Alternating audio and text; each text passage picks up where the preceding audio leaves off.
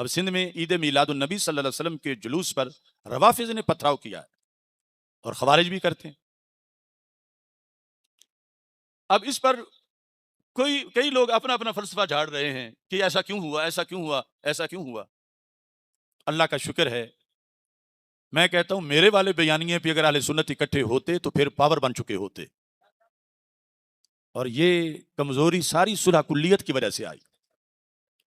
بندہ اگرچہ اس کے پاس ٹینک نہ ہو، کروڑ پتی نہ ہو، ہمارے معاشرے میں اپنی دنیاوی دشمنی کے لحاظ سے اگر اس میں غیرت ہو تو دشمن اس کے قریب نہیں آتے، ٹینکوں والے بھی.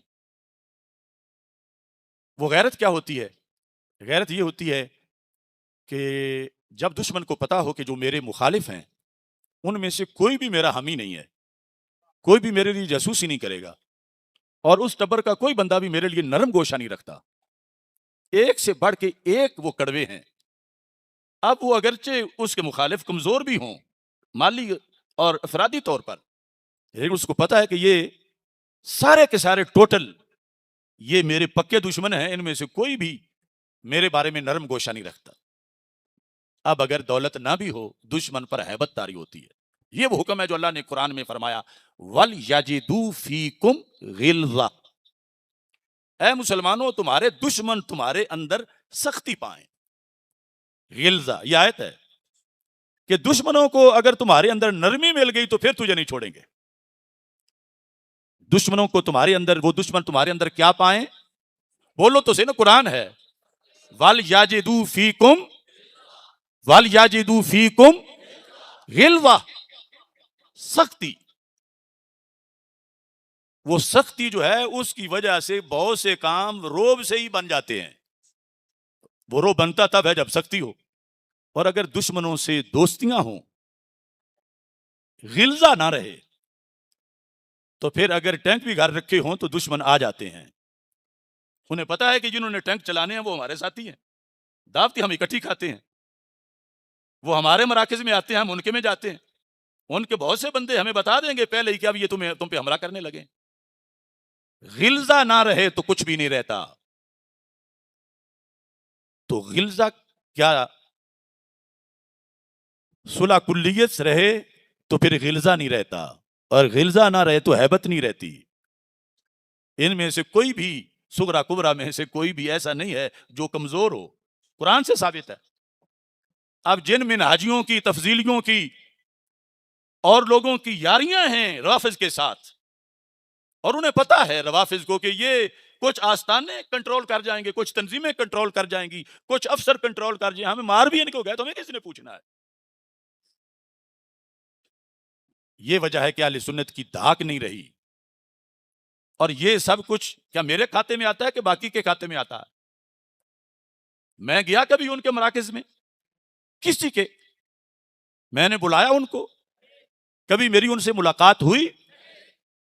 تو اگر سارے ہی اتنا سخت ہوتے، وَلْيَجِدُوا فِيكُمْ غِلْظَةً ہوتا، تو پیسے نہ بھی ہوتے، ہمارا بڑا روب ان پہ ہوتا. جب ان کے ہاتھوں کئی پیر بک چکے ہوں، کئی مولوی بک چکے ہوں، انہیں پتا ہے ہم جتنے بھی ان کے مار آئیں ان پیروں مولویوں نے جن کو ہم نے کھلایا ہوا ہے وہ کب بولیں گے. تو پرسوں سے کوئی بولا ہے خاص طور پر؟ تو اتنا خون سستا ہے. تو میرا بیانیہ میرا نہیں، اعلیٰ حضرت کا بیانیہ، اعلیٰ حضرت کا نہیں، داتا صاحب کا بیانیہ، اور داتا صاحب کا نہیں، شہید کربلا کا بیانیہ، اور صدیق اکبر کا بیانیہ، اور بدر و حنین کا بیانیہ، رسول رحمت کا بیانیہ. آج بھی اپنا لو تو باہر آ جائے گی. اور اگر تم نے مسلک سے بالا ہو ترک بازیاں لگانی ہیں تو پھر وہی اشر ہوتا ہے جو ہو چکا ہے. اب جن روافض اور خوارج کو تم اپنی ٹکٹیں دو، ٹکٹ کا پتہ کیا معنی ہوتا ہے؟ کم از کم یہ ہوتا ہے کہ ہمارے ہیں، تو وہ جن کو تم ہمارے کو وہ تمہارے بندے مار جائیں. اب شرم آئے گی ان سے دشمنی کرتے ہوئے کہ یہ تو ہمارے ہیں، ہم نے تو اپنی پگڑی اتار کے ان کے سر پر رکھی تھی کہ یہ یا رسول اللہ والے ہیں، ان کو ووٹ دو. اور وہ پکے رافضی تھے اور وہ پکے خارجی تھے. اور پھر آج کہو کہ اس کا کوئی ذمہ دار اور ہے، اور نہیں، سارے صلح کلی ہیں. وہ جو بھی ہے آج لے ان کی پناہ، آج مدد مانگ ان سے. کل نہ مانیں گے قیامت کو، اگر مان گیا نہ سمجھو گے تو مٹ جاؤ گے اے سنی مسلمانوں. تمہاری داستان تک بھی نہ ہوگی داستانوں میں. اپنا گھر بساؤ. اپنی غیرت دکھاؤ. کچھ لوگوں نے غیرت بھی بڑی سمجھی ہوئی سستی. ادھر رافضیوں کو جپے پھر بھی غیرت, وہابیوں کو جپے پھر بھی غیرت ہے تو ہمارے حضرت صاحب میں ہے, کرسچن کو جپے سکھوں کو پھر بھی غیرت. وہ کون سی بے حمیت غیرت ہے جو نبی کے منکروں کو سینے سے لگاتی ہے؟ اگر یہ غیرت ہو تو پھر بے غیرتی کس کو کہتے ہیں؟ برباد گلستان کرنے کو بس ایک ہی الو کافی ہے. ہر شاخ پہ الو بیٹھا ہو انجام گلستان کیا ہوگا؟ اب اس دور میں ہم گزر رہے ہیں, الو ہر شاخ پہ بیٹھا ہے, ہم شکار کرتے ہیں الو کا تو سارے الو کہتے ہیں. اس سے ہی مسئلہ ہے ہر کسی سے. یہ اس کو لڑنے کی عادت ہے. کوئی کہتا ہے ہمارے پیچھے ہاتھ دھو کے پڑ گیا, کوئی کہتا ہے ہمارے پیچھے دھوئے بغیر پڑ گیا ہے.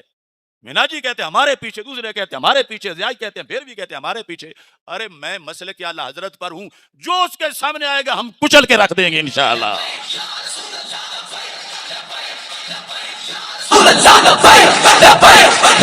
یا رسول